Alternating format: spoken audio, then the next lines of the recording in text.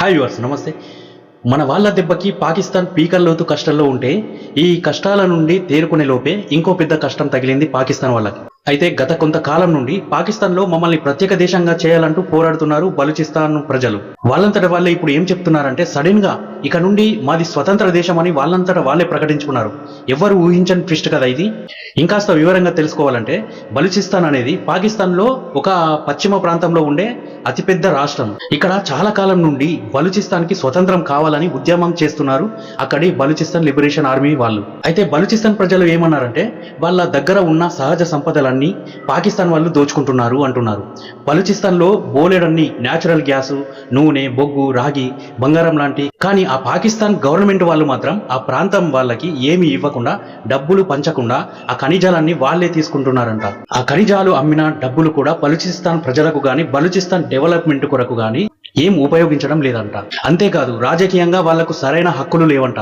పాకిస్తాన్ సైన్యం అయితే వాళ్ళని బాగా అణిచివేస్తుందంట.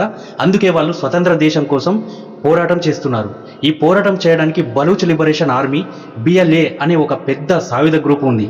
వీళ్ళు పాకిస్తాన్ సైన్యం మీద, అక్కడ ఉండే ముఖ్యమైన కట్టడాల మీద దాడులు చేస్తూ స్వతంత్ర బలూచిస్తాన్ కావాలని కొట్లాడుతున్నారు.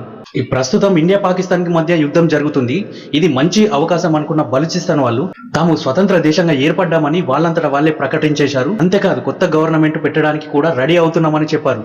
క్వెట్టా అనే ప్రాంతంలో కొత్త పార్లమెంట్ పెడుతున్నామని కొన్ని ఫోటోలు కూడా విడుదల చేశారు.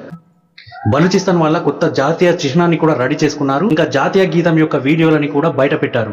ఇంకా షాకింగ్ విషయం ఏంటంటే మన భారతదేశంతో పాటు మిగతా దేశాలన్నీ కూడా వచ్చి తమ కొత్త బలూచిస్తాన్ దేశంలో ఎంబసీలు పెట్టాలని కూడా వాళ్ళు కోరుకుంటున్నారు. అంటే చూడండి, ఒక పక్క మన దెబ్బకి పాకిస్తాన్ విలువలాడుతుంటే ఇంకో పక్క వాళ్ళ సొంత గడ్డ మీదే పాకిస్తాన్కి చెందిన బలూచిస్తాన్ ప్రజలే మాది స్వతంత్ర దేశం, మేము స్వతంత్రులం అని ప్రకటించేసుకున్నారు.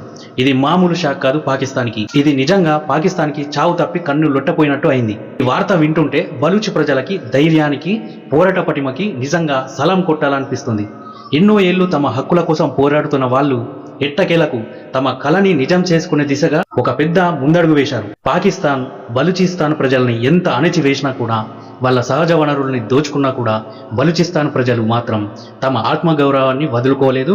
స్వతంత్రం కోసం నిరంతరం పోరాడుతూనే ఉన్నారు.